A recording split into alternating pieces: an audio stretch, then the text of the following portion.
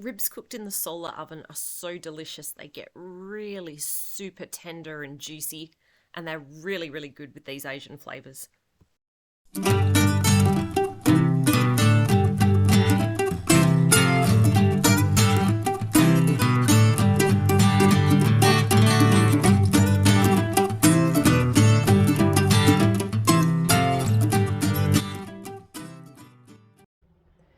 Tonight we're going to be having a sticky Asian style beef rib for dinner, and because the sun's shining outside I'm going to make that in the solar oven, but this is also a recipe that you could do in a slow cooker if you have one of those.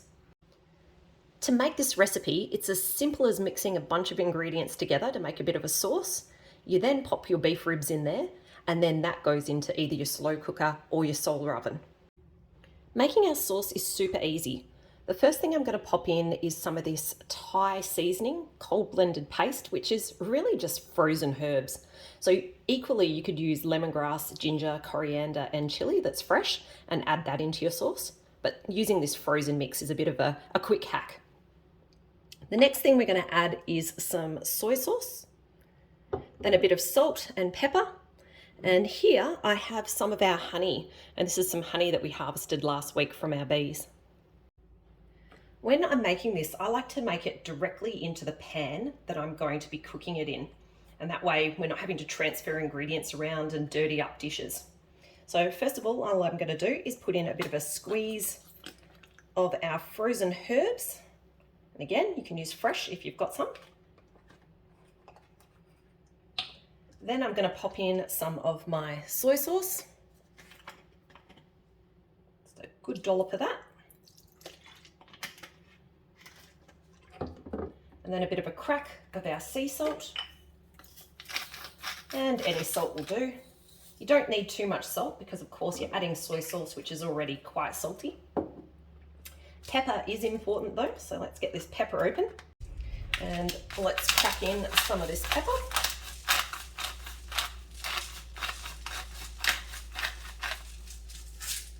And then the final ingredient is some of our honey. And this is what's going to make our ribs lovely and sticky. I'm going to pop in a good dollop of that. I also quite like sweet in my ribs, so adding a good dollop of honey gives that sweetness to the rib as well. Now, because we like spice, I'm also going to throw in some chilies. And because these chilies are quite small, I'm actually going to pop a few of those in. And that'll create a beautiful balance of the sweet, the salty, and also the spice.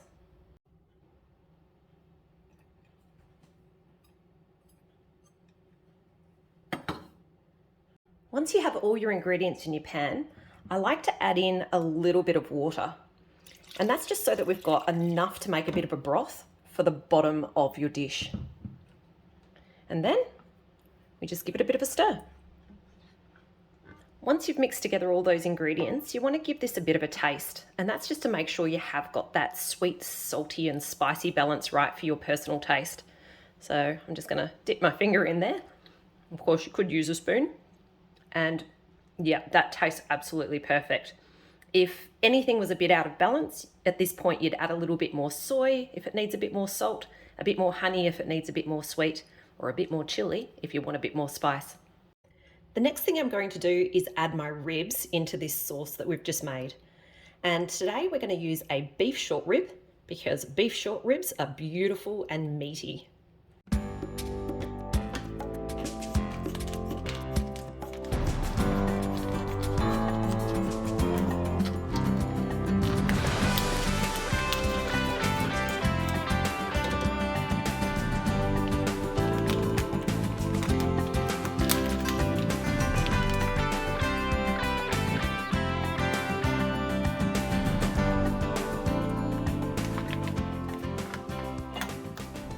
Now that I've got my beef ribs in the dish, I want to make sure that they're covered in this beautiful sauce. So all I'm going to do is just kind of move them around until they have all had a chance to soak up some of this beautiful sauce.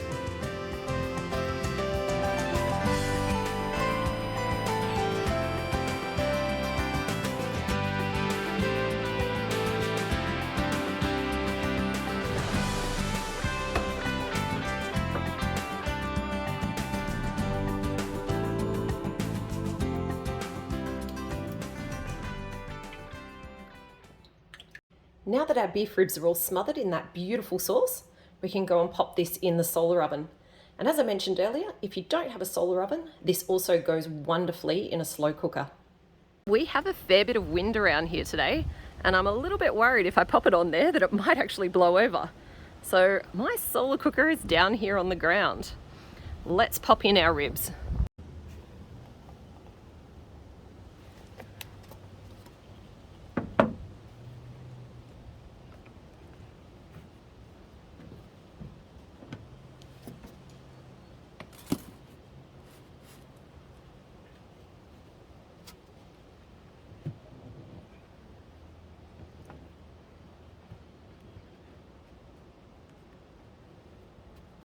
There's our ribs in.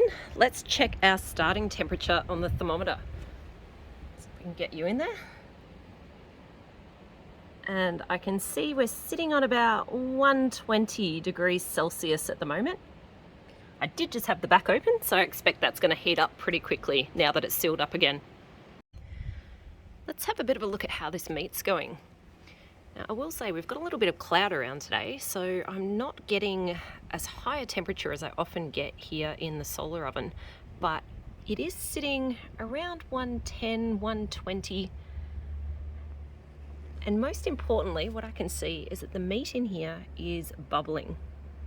So it is slow cooking, which is what we want to happen with our ribs.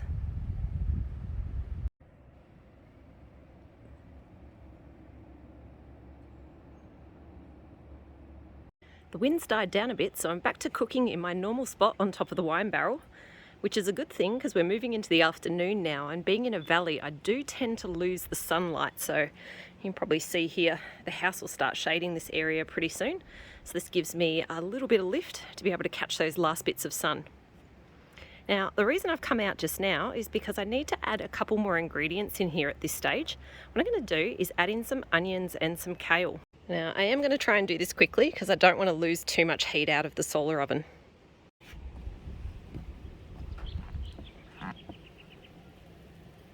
Ooh, that's sizzling beautifully.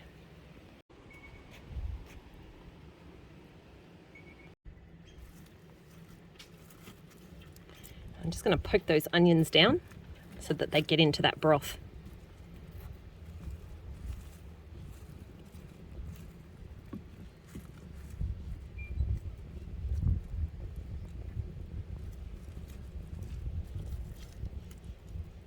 Oh, that's looking wonderful. All right, let's get this lid back on and this closed back up.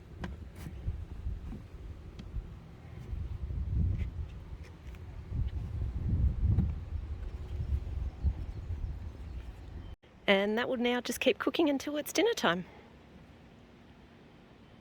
We're back to cooking on the ground with the solar oven because the wind did pick up a little bit again. But if we get in nice and close, you can see that's cooking up beautifully and bubbling away at the moment. Unfortunately though, I'm going to have to move this again in a sec because as you can see, the shade is just starting to hit the solar oven. We've completely lost the sun now, but that's okay because it's time to take our ribs out of the solar oven.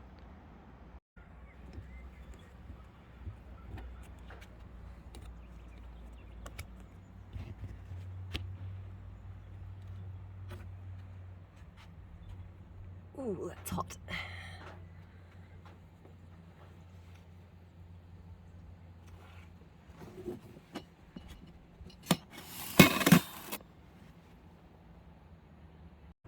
All right, let's take the lid off and have a look inside.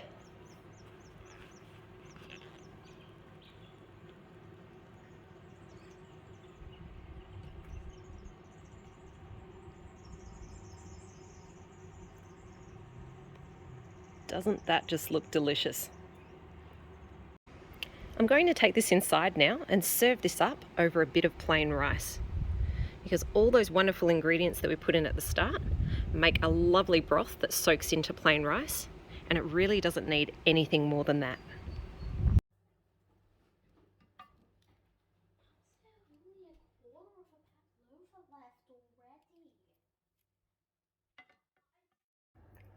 Thanks for joining. Catch you later.